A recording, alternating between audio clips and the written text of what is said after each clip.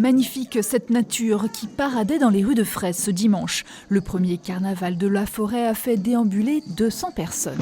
C'est une chouette idée, on nous en a parlé et je me suis dit ça me fait penser un peu au carnaval qu'il y avait à l'époque, et comme j'habitais en Alsace avant et avec l'Allemagne à côté, c'était un peu l'idée là aussi, pas mal liée à la nature, et on chasse l'hiver et on fait venir le printemps. Les déguisements faits maison étaient à l'honneur.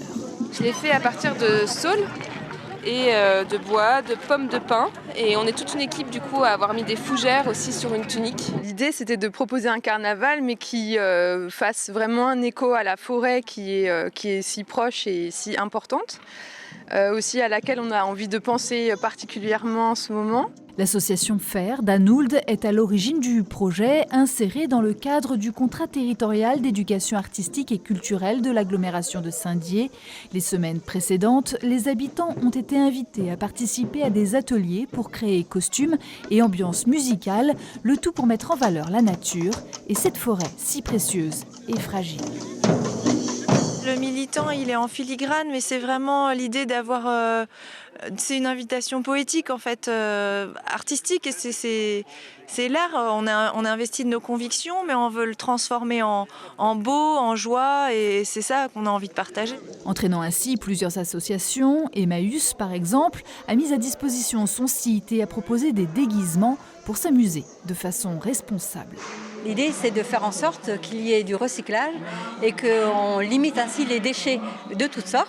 Et effectivement, la nature fait partie est un élément essentiel du développement durable.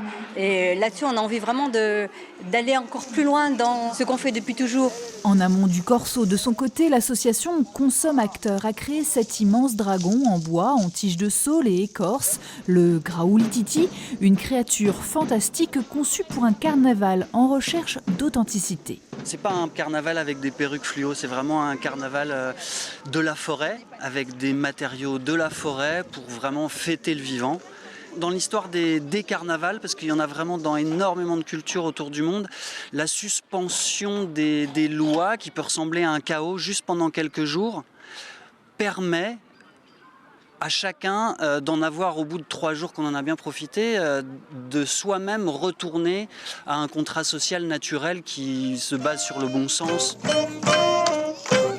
Une initiative appelée à se renouveler. Pour cela, l'incantation de ces êtres magiques y sera pour quelque chose.